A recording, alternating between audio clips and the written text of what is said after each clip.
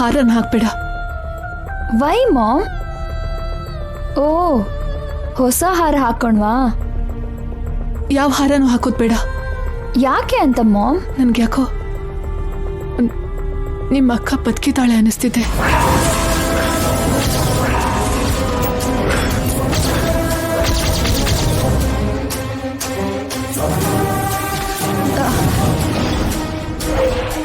Ma'am?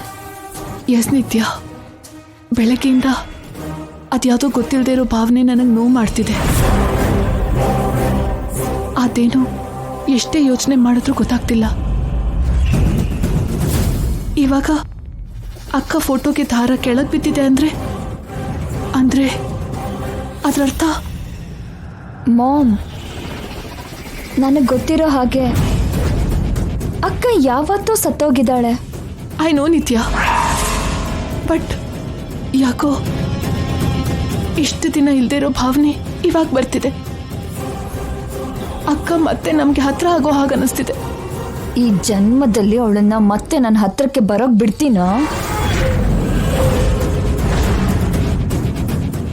ಅಕ್ಕ ನಮಗ್ ಯಾವಾಗ ದೂರ ಆಗಿದ್ದಾಳೆ ಅಂತ ಮಾಮ್? ಅಕ್ಕ ಅವಾಗ ಇವಾಗ ನಮ್ ಜೊತೆನೆ ಇದ್ದಾಳೆ ಅಲ್ವಾ?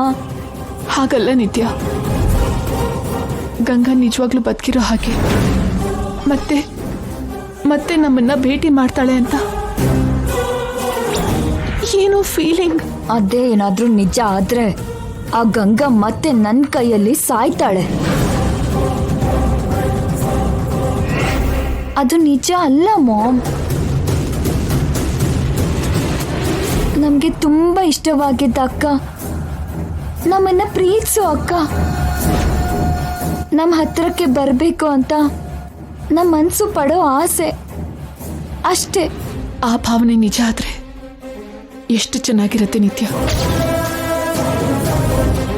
ನಿನ್ನೆ ಪುರೋಹಿತರು ಹೇಳ್ದಾಗೆ ಈ ಸೂರ್ಯೋದಯ ಗಂಗಾನ ಮತ್ತೆ ವಾಪಸ್ ತಗೊಂಡು ಬಂದು ನಮಗೆ ಒಪ್ಸಿದ್ರೆ ಎಷ್ಟು ಆನಂದ ಸಿಗತ್ತೆ. ನಿನಗೆ ಆನಂದ, ಅದೇ ನನಗೆ ನನ್ನ ಜೀವನನ ಹಾಳು ಮಾಡುತ್ತೆ.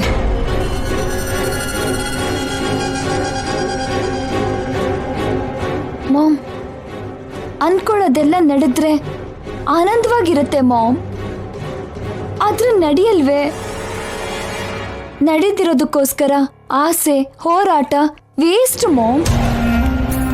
ಅಕ್ಕ ದೇವ್ರ ಹತ್ರ ಹ್ಯಾಪಿ ಆಗಿದ್ದಾಳೆ. ಅವಳನ್ನ ಹಾಗೆ ಇರೋದಕ್ ಬಿಡು. ಮತ್ತೆ ಈ ಕೆಟ್ಟ ಲೋಕಕ್ಕೆ ಬಂದು